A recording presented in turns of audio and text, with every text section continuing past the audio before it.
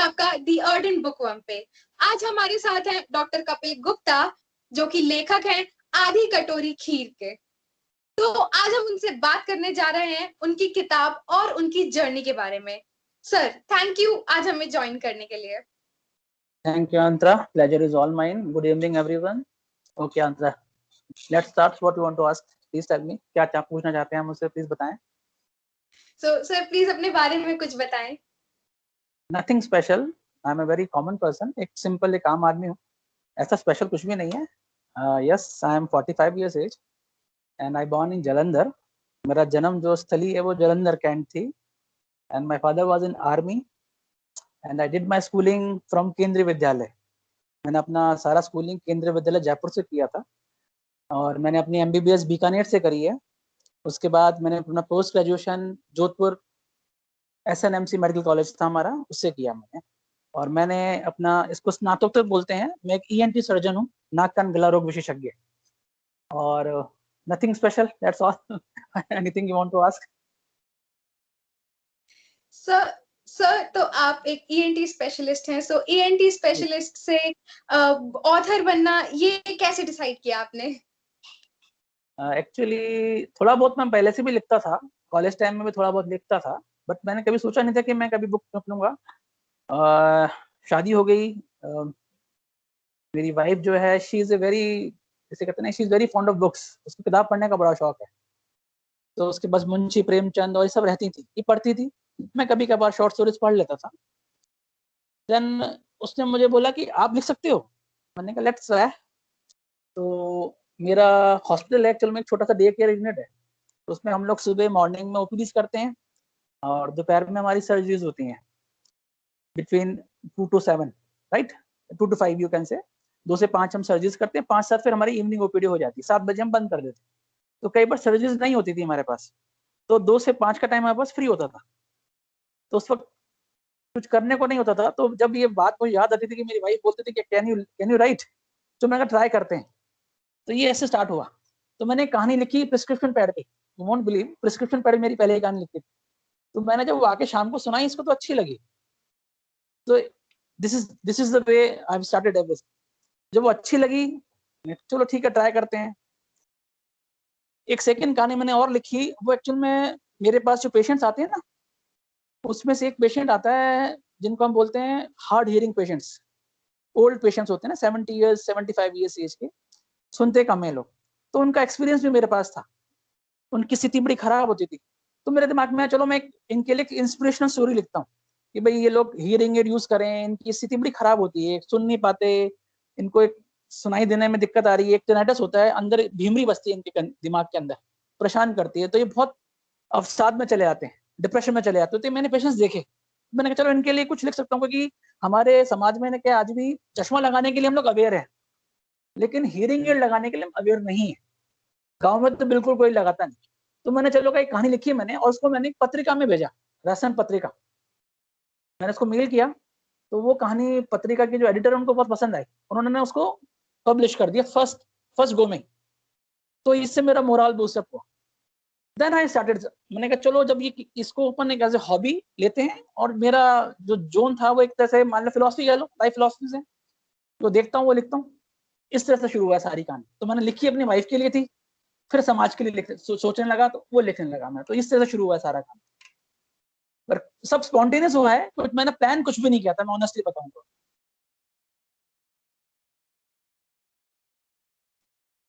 Wonderful sir, आपकी story काफी ज्यादा इंस्पायरिंग है. मतलब कैसे किसी और रीजन से आपने बुक लिखनी शुरू करी, कहानियां लिखनी शुरू. स्पॉन्टेनियस टाइम पास के साथ शुरू किया था. एक वाइफ की बात कान में गई, चलो लिखते हैं, ट्राई करते हैं, लेट्स ट्राई. बस ये इस तरह से शुरुआत हुई. Great sir, great great. सो टाइटल है आधी कटोरी खीर. सो ये टाइटल का इंस्पिरेशन आपको कहाँ से आया? काफी यूनिक टाइटल है. एक्चुअली ये एक कहानी इसके अंदर आधी कटोरी की एक कहानी है. इसमें तीसरी कहानी किताब की वो आधी कटोरी खीर है. जब हमने कहानियां लिखी, कंपाइल किया, एंड इसमें करीब 13 कहानियों की पूरा कलेक्शन है. तो उसमें जो सबसे पसंदीदा कहानी थी मेरी वाइफ को, वो यही लगी थी. ठीक है, तो ये उसकी सबसे फेवरेट स्टोरी है. तो मैंने इसको डेडिकेट भी किया. मैंने कहा चल तेरी सबसे फेवरेट स्टोरी है तो इसी को टाइटल देंगे.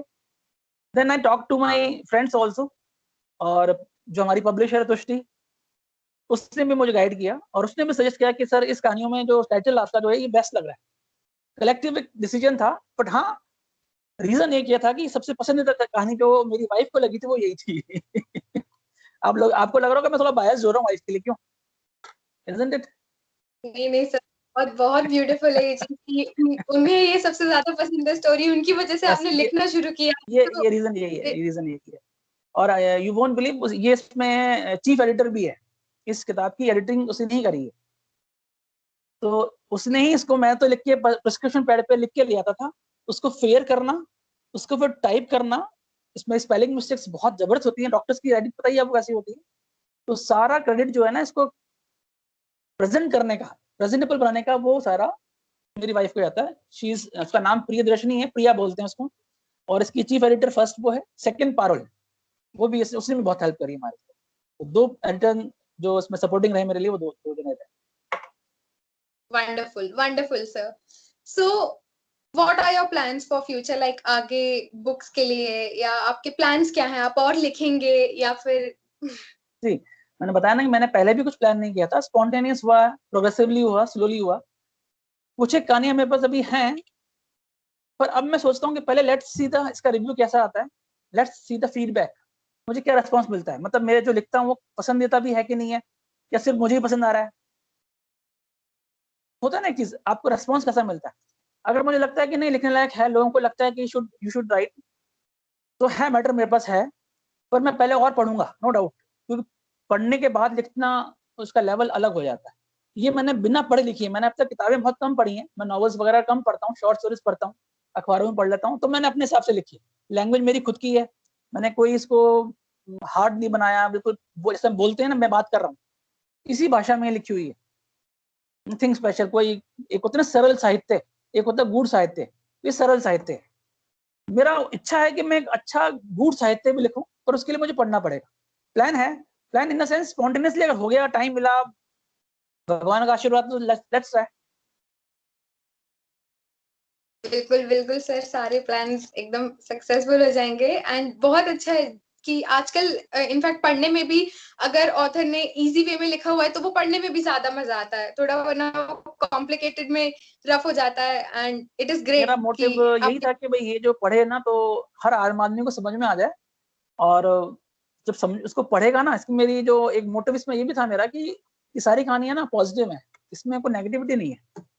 और अभी अपना जो चल रहा सिनेरियो ना बहुत नेगेटिव है, कोरोना, देन लॉकडाउन, बहुत सारी चीजें नेगेटिव है। तो इस सिचुएशन में एक पॉजिटिव होना बहुत जरूरी है। इस कहानी का जो एंड है ना, हर कहानी का एंड, मेरी इच्छा ये है कि इसको पढ़ने के बाद हर कहानी के एंड में एक स्माइल आया चेहरे पे। ये मेरा मोटिव है, मैं ऑनेस्टली बताऊं। मेरे बच्चों ने पढ़ी, उनको भी अच्छी लगी, मेरी वाइफ नो डाउट वो तो है ही, बट मेरा मोटिव नेक्स्ट को जो नेक्स्ट लिखूंगा वो इसी पे लिखूंगा कि अगर ये रेस्पॉन्स मुझे मिल जाता है इस किताब से तो नेक्स्ट में लिखूंगा। जी जी सर, ग्रेट सर, ग्रेट। सो जो स्टोरीज है, क्या वो आपकी रियल लाइफ इंसिडेंट से इंस्पायर्ड है या ये प्योर फिक्शन वर्क है? इसमें बहुत सी चीजें रियल हैं, थोड़ा फिक्शन भी है, और कुछ मेरा ऑब्जर्वेशन है। तो मैंने उसको थोड़ा सा, अपन कहते हैं ना कि मोल्ड करते हैं, किसी चीज को मोल्ड करते हैं अपने हिसाब से। तो मैंने कुछ चीज देखी, मुझे लगा सिचुएशन इस तरह से, इसको मैं ऐसे मोल्ड करके प्रेजेंटेबल कर सकता हूँ। तो इसमें काफी चीजें रियल हैं। जैसे एक कहानी इसमें कीड़ा करके, वो काफी हद तक रियल इंसिडेंस है। ऐसी एक कहानी है इसमें कपूर की धूप, उसमें एक कैरेक्टर है सोहन, सोहन नाई के नाम से, वो एक्चुअल में मेरा पर्सनल नाई है। उसकी कहानी है, उसने मुझे कुछ बात बताई तो मैंने उसको डाला। एक कहानी है इसमें तराजू का कांटा, तो मैं ये कहानी भी मेरी रियल मान लो, एक ऐसा इंसिडेंस है, मैंने अपने घर के बाहर देखा है वो चीज। सब्जी लेते हैं ना अपन जब, और ठेले पे सब्जियां लेती हैं औरतें, वो मैंने ऑब्जर्व किया, मैंने उसको कहानी के रूप में प्रेजेंट किया।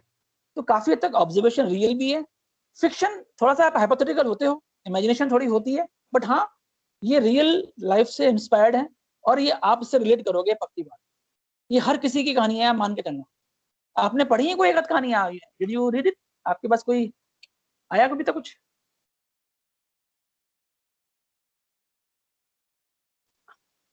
तो एज इन मतलब शॉर्ट स्टोरीज के बारे में या बुक के बारे में? हाँ, या बस आपको आधी कटोरी खीर का ही पता है ना, सिर्फ टाइटल का पता है, इस कहानी का नहीं पता ना। यस सर, नहीं नहीं, ये बट कहानी सुन के ये कहानी हाँ, ये बहुत- कहानी एक बच्चे की कहानी है।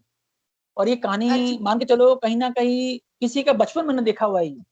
जो मैंने ओह, कहानी लिखी है ना, ये किसी का बचपन एक्चुअल में था ये, जो मैंने ऑब्जर्व किया हुआ है। और वो मेरे दिमाग में था कहीं ना कहीं, बस उसको मैंने शब्द दिए, नथिंग एल्स। ग्रेट सर, बिल्कुल मुझे तो पढ़ना है बस स्टोरीज आपकी, इतना मैं मजा चाहता आना। हूँ रिव्यू, मैं भी चाहता हूँ रिव्यूज कैसे आए, मैं भी, वो मेरे लिए बहुत इंपॉर्टेंट है। आप पढ़ के जरूर बताना मुझे कैसी लगती yes sure sir, definitely. So sir, book से आपकी क्या एक्सपेक्टेशंस हैं आफ्टर पब्लिशिंग एंड एवरीथिंग? मैंने आपको पहले बताया, मेरी सिर्फ एक एक्सप्रेशन है कि इसको पढ़ने के बाद स्माइल चेहरे पे आए। मेरी सिर्फ एक एक्सपेक्टेशन, नथिंग एल्स। मेरा मोटिव पैसा कभी नहीं रहा। मेरा प्रोफेशन ऐसा है कि काम और ये चीजें इंपॉर्टेंट है हमारे लिए। डॉक्टर होना, सर्जन होना, ये अपने आप में एक बहुत बड़ी चीज होती है, और समाज के लिए हम वैसे ही बहुत करते हैं। इसका मोटिव मेरा सिर्फ यही है कि आज की तारीख में नेगेटिविटी जितनी है ना, उसको पढ़ के स्माइल चेहरे पे आए एंड यू फील पॉजिटिव। मेरा इतना ही एक्सपेक्टेशन है, नथिंग एल्स। ब्यूटीफुल, बहुत बहुत ब्यूटीफुल थॉट है आपका। सो जैसे कि रीडर्स जो हैं आपकी बुक से पॉजिटिविटी एक्सपेक्ट कर सकते हैं, ब्यूटीफुल स्टोरीज एक्सपेक्ट कर सकते हैं। So as a debut writer, what do you feel about this, and क्या सोचते हैं आप एज अ डेब्यू राइटर इन सब के बारे में? देखो, आज की जनरेशन अलग है, मैं मानता हूँ कि उनका टेस्ट भी अलग है, राइट। ये जो लिखा है ये एक्चुअल में हम सबकी फैमिलीज की कहानी है। मैं पर ये मानता हूँ कि चाहे जनरेशन चेंज हो जाए, इमोशंस और फीलिंग्स चेंज नहीं होती हैं, मेरा मानना है। चाहे हमसे जो फादर मदर रहे, हमारे दादा दादी रहे हैं, फीलिंग्स तो वही रही ना, रोमांस भी वैसे ही रहा, प्रेजेंटेशन अलग अलग है, पर फीलिंग्स वही रहती हैं। तो ये जो कहानी है, ये मान के चलो आप 90s की कहानी मान लो। ये कहानी कैसे 90s की दौर की है, दफ्तर हुआ करते थे ना, सरकारी बसें हुआ करती थी, तो ये वो दौर मैंने देखा हुआ है, राइट। राइट। लेकिन एक जो मानव संबंध होते हैं ना आपस में, आजकल अपन ट्वीट पे बात करते हैं, इंस्टाग्राम पे बात करते हैं, और रिलेशंस का एक वो होता है कि वो एक अलग तरह से प्रेजेंटेबल, मतलब मानता हूँ कि प्रेजेंटेबल रिलेशन नहीं मानता मैं। इन कहानियों में वो चीज मिलेगी आपको, कि रिलेशंस कैसे होते हैं, आप कभी कंफ्लिक्ट हो तो कैसे रिजॉल्व कर सकते हो, अपनी लाइफ को कैसे इजी बना सकते हो, इन कहानियों में है वो चीजें। सिंपल सिंपल चीजें हैं, छोटी छोटी बातें हैं, घर के किस्से, छोटे छोटे से सिंपल सिंपल, लेकिन वो आपको बहुत इंपॉर्टेंट है। अगर आप उसको फॉलो करो ना, तो अपनी लाइफ को इजी बना सकते हो। ये है इन कहानियों में। सो दैट मीन्स रीडर्स को जो है काफी रिलेटेबल कंटेंट मिलेगा, विच इज ग्रेट। एक चीज मैं और बताता हूँ आपको। एक इसको बोलते हैं हम लोग सिंबॉलिक, सिंबॉलिक स्टोरीज बोलते हैं। एक टर्म है सिंबॉलिक स्टोरी, सिंबल, राइट। जैसे फॉर एग्जांपल, एक कहानी इसमें है माचिस की तीली। माचिस तीली एक सिंबल है, राइट। हम माचिस तीली से क्या करते हैं, या तो हम कुछ आग लगाते हैं। एक माचिस तीली से हम कई बार कुछ चीज फंसती है, हमारे दांत में कुछ फंस जाता है, कॉमन चीज है ना, उससे कुछ निकालते हैं। तो वो जो माचिस तीली के सिंबल है, राइट। ऐसे ही कोई थॉट किसी के दिमाग में फंस गया, उसको निकालना है। ये सिंबॉलिक्स होती हैं। सिंबॉलिक कहानी मींस माचिस तीली को आपको रिलेट करना पड़ेगा किसी ना किसी कैरेक्टर से। ये सिंबॉलिक कहानियां हैं। ऐसी इसमें कहानी है सुई धागा। सुई और धागा एक एक आर्टिकल है, चीज है, राइट। उससे हम कुछ सीते हैं। सीना मींस किसी चीज को जोड़ना। वही सुई धागा उस इस कैरेक्टर में, इस कहानियों में कोई कैरेक्टर उसको पार्ट कर रहा है, राइट। एज ए सुई धागा आपको रिलेट करना पड़ेगा कि सुई धागा इस कैरेक्टर में कौन सा है, और वो कैसे सुई धागे की तरह किस चीज को जोड़ रहा है, वो रिलेशन जोड़ रहा है, किसी की मन की भावना जोड़ रहा है। तो ये सिंबॉलिक कहानियां है। मैं टर्म दे रहा हूँ सिंबॉलिक स्टोरीज। ये कहानियां सारी सिंबॉलिक है, टाइटल सारे सिंबॉलिक है। सुई धागा, माचिस तिल्ली, कीड़ा, कीड़ा इज अ सिंबल। सिंबॉलिक कहानियां है ये। सिंबॉलिक एक तरह का नया ट्रेंड मान लो आप। ये शायद मैं समझता नहीं कि कोई कर रहा होगा इस तरह से। सिंबॉलिक कहानियां है ये बेसिकली। सिंबॉलिक मींस, समझ गए मेरी बात, आप क्या कहना चाह रहा हूँ मैं आपको। जैसे मैंने पेन लिया, राइट, तो pen is a symbol of writing. तो आप करेक्टर भी इस तरह से कुछ है कि जो इस पेन की तरह रिप्रेजेंट कर रहा है। इन कहानियों में वो चीज है। ये थोड़ा डिफरेंट मैं मानता हूँ इसके अंदर। Great sir. सो जो अभी हमारे एस्पायरिंग ऑथर्स हैं, आप उनके लिए कोई टिप्स या कुछ कहना चाहेंगे आप उन्हें? मैं ये कहना चाहता हूँ कि मैं खुद अभी I am seeking for inspiration. मैं खुद इंस्पायर होना चाह रहा हूँ तो ज्यादा ज्यादा अच्छा रहेगा कि मैं पहले खुद सीखूं फिर बताऊं। अतिशयोक्ति की हर चीज की बेकार होती है, तो पहले खुद को जज करो, देन यू गो फॉर। बहुत जी सिंपल सर। बात, सिंपल सी बात है।